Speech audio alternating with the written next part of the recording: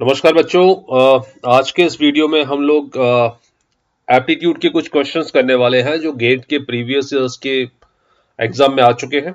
So today we will cover question number 6 to 10, 1 to 5 previous video में cover कर चुके हैं। आज कवर करेंगे क्वेश्चन नंबर 6 से लेके क्वेश्चन नंबर 10 तक। सो क्वेश्चन नंबर 6 जो गेट में आ चुका है, कंप्यूटर साइंस 2025 सेट नंबर 2 का क्वेश्चन है ये, एप्टीट्यूड से related, right? And the question is, let P1 and P2 denote two arbitrary prime numbers. So there are two prime numbers P1 and P2. Which one of the following statement is correct for all the values of P1 and P2? P1 and P2 prime number से मतलब 2, 3, 5, 7 वो number हैं जो किसी number से divide नहीं होते, जो किसी नंबर की टेबल में नहीं आते, या जिनके कम से कम जिनके एग्जैक्ट टू फैक्टर होते हैं, 1 and itself, right? So these are prime number 2, 5, 3, 7, 11, 13 and so on. अब पहला क्वेश्चन है P1 plus P2 is not a prime number. P1 और P2 प्राइम नंबर नहीं होगा, क्या ये 100% सही है? तो अगर मैं चेक करता हूं P1 plus P2 is not a prime number, तो 5 और 3 8 डेफिनेटली प्राइम नंबर नहीं होगा, 7 और 5 12 डेफिनेटली नहीं होगा, 7 और 11 18 डेफिनेटली नहीं होगा। लेकिन जब मैं करता हूं 2 plus 3 so that is equal to 5, तो ये प्राइम नंबर होता है, राइट? तो बिकॉज ऑफ 2 and 3 ये वाला कंडीशन आपका सेटिस्फाई नहीं करेगा। P1 and P2 is not a prime number, नहीं, ये गलत है। P1 P2 का एडिशन प्राइम नंबर हो सकता है ना? कौन सा ट्रू ये पता करना है। सेकेंड है P1 into P2 is not a prime number. P1 into P2 is not a prime number, ये डेफिनेटली सही है, इसको चेक करने की जरूरत नहीं है, क्योंकि P1 इंटू P2 मतलब दो नंबर का प्रोडक्ट, राइट? दो नंबर का प्रोडक्ट होगा, जो भी प्रोडक्ट आएगा दो नंबर्स का वो उन दो नंबर से तो डिवाइड होगा और 1 से भी डिवाइड होगा, जबकि प्राइम की शर्त होती है केवल दो ही नंबर से डिवाइड होना चाहिए, 1 and itself, right? But P1 और P2 का जो प्रोडक्ट आएगा वो P1 से डिवाइड होगा, P2 से डिवाइड होगा और 1 से भी डिवाइड होगा, तो इसके तीन फैक्टर हो गए, मतलब ये प्राइम नहीं हो सकता, right? So P1 into P2 is not a prime number, this is the right answer. Option 2 is the right answer, बाकी को चेक करने की कोई आवश्यकता नहीं है, option 2 is the right answer. ठीक है, चलिए आगे बढ़ते हैं। Question number 7, the paper as shown in the figure is folded to make a cube where each square correspond to a particular face of the cube, which one of the following options correctly represent the cube. ठीक है, ये भी gate में पूछा गया था set number 2 computer science में 2025 में। ठीक है, तो अगर मैं इस क्यूब के फेसेस को फोल्ड कर देता हूं तो कौन सा ऑप्शन आपको लग रहा है? ठीक है, तो अगर मैं फोल्ड करता हूं मतलब ये वाला बंद करता हूं, है ना, तो ये कुछ ऐसे आएगा, लाइक दैट। एक, या जरूरत ही नहीं बनाने की, देखो इसको फोल्ड कर देंगे, बंद कर देंगे, मतलब ये टॉप पर दिखेगा सर्कल, और टॉप पर सर्कल ऑप्शन ए में ही है।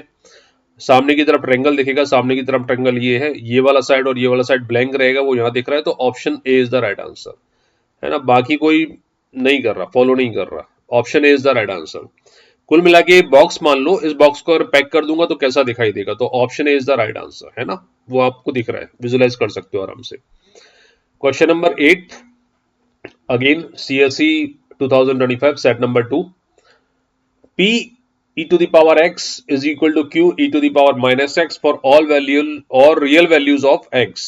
ठीक है, which one of the following statement is true? P और Q 0 होंगे, P और Q 1 होंगे, P 1 होगा, Q माइनस 1 होगा, P अपॉन Q 0 होगा। ठीक है, चेक कर लेते हैं। तो condition given is P e to the power x is equal to Q e to the power minus x, है ना? अपार्ट फ्रॉम दैट हम इसको लिख सकते हैं P e to the power x is equal to Q divided by e to the power x। बोलो yes और no, लिख सकते हैं। Which one of the following statement is true? इनमें से कौन सा स्टेटमेंट ट्रू है? अच्छा, ये केस जो है ना वो इक्वल दिया हुआ है, P e to the power x is equal to Q e to the power minus x, है ना? अब e to the power x e to the power minus x के इक्वल तो नहीं होता, पहली बात तो ये कंडीशन यहां पर ये ले सके चल रहा हूं कि इक्वल दोनों नहीं हो सकते, बट उसके बाद भी ये दोनों एक्सप्रेशन बराबर हैं। इसका मतलब साफ साफ दिखाई दे रहा है, अगर मैं P को 0 कर दूं और Q को 0 कर दूं तो लेफ्ट हैंड साइड क्या हो जाएगा, 0 इंटू समथिंग विच इज 0, और राइट हैंड साइड हो जाएगा 0 into something which is again 0। तो LHS RHS के बराबर हो जाएगा अगर P और Q 0 हो जाते हैं तो, राइट? तो option A is the right answer. Perfect. Second होगा नहीं, क्योंकि P is equal to Q is equal to 1 है, अगर 1 1 पुट करता हूं तो e to the power x is equal to e to the power minus x, which is not true. C भी नहीं होगा, डी भी नहीं होगा, तो option A is the right answer. Right. Okay, so question number 9 एक word analogies का question है, वर्बल एबिलिटी का भी बोल सकते हैं, रीजनिंग का भी बोल सकते हैं। Computer science engineering 2025 set number 2 में आ चुका है।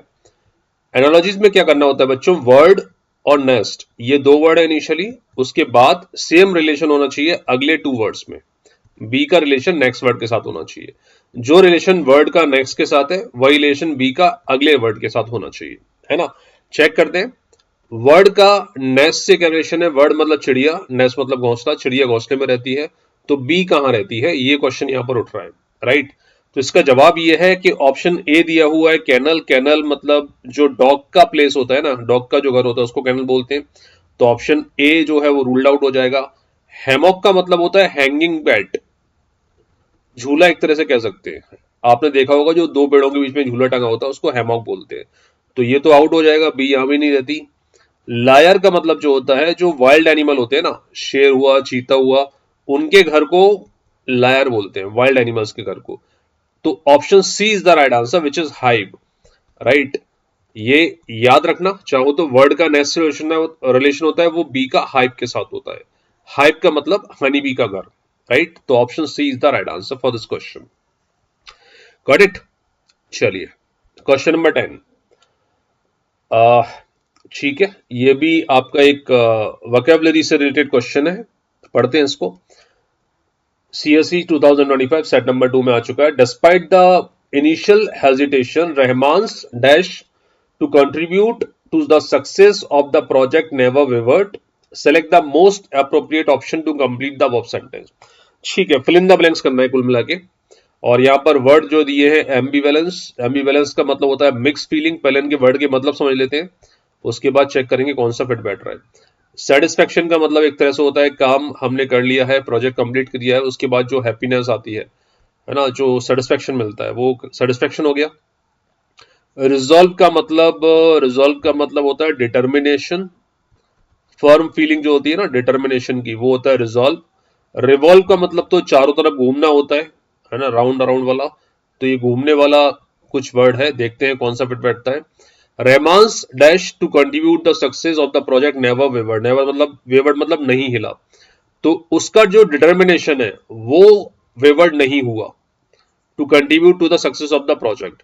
डिस्पाइट हिज इनिशियल हेजिटेशन के बावजूद रहमान का जो डिटर्मिनेशन था वो शेक नहीं हुआ, वो हिला नहीं, राइट। तो डिटर्मिनेशन के लिए वर्ड क्या आएगा, रिजॉल्व।